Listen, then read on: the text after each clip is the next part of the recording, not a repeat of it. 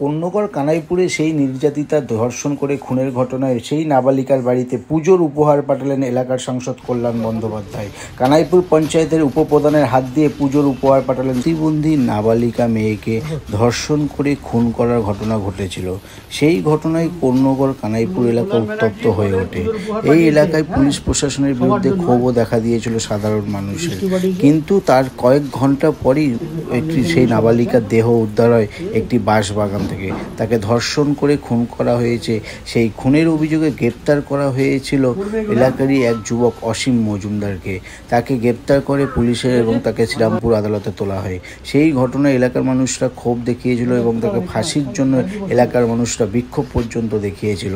গত কয়েকদিন আগে শ্রীরামপুর আদালতও ওই এলাকার বাসিন্দারা গিয়ে বিক্ষোভ দেখায় যে 3 মাসের মধ্যে ফাঁসির ঘোষণা হওয়ার কথা থাকলেও কেন ফাঁসি হলো না, সেই দাবিতে বিক্ষোভ পর্যন্ত দেখায়। সেই পরিবারের পাশেই এবার পুজোর উপহার নিয়ে দাতা হিসেবে দাঁড়ালেন কন্যগড় কানাইপুর পঞ্চায়েতের উপপ্রধান ভবেশ ঘোষ। ভবেশ ঘোষ বলেন, আমরা প্রত্যেকটা পরিবারের পাশে থাকি, কারণ হচ্ছে আমাদের সাংসদ কল্যাণ বন্দ্যোপাধ্যায় জানিয়েছেন সবসময় যারা মানুষ বিপদে পড়ে তাদের পাশে দাঁড়াতে। আমরা সেই জন্যই পুজোর উপহার নিয়ে তাদের বাড়িতে এসেছি, পুজোর উপহার দিয়েছি। কল্যাণ বন্দ্যোপাধ্যায় নিজে পুজোর উপহার পাঠিয়েছেন এলাকার উপপ্রধান কানাইপুরের ভবেশ ঘোষের হাত দিয়ে।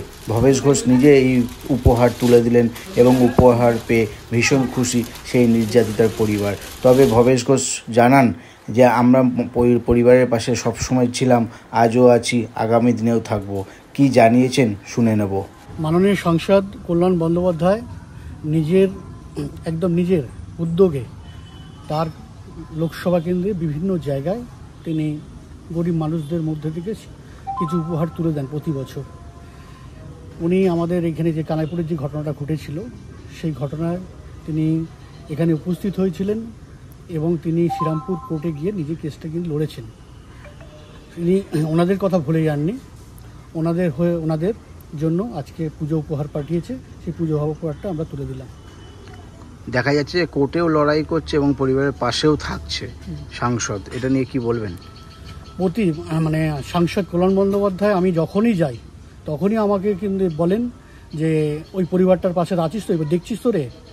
আমি সেই মধ্যে দাদা যখনই যেখানে বলে আমরা পরিবারের পাশে আছি এবং আমাদের কানাইপুর গ্রাম পঞ্চায়েত ওনার সাথে সবসময় সহযোগিতা করে এবং পার্টি থেকে তৃণমূল কংগ্রেস থেকেও আমরা সহযোগিতা করি।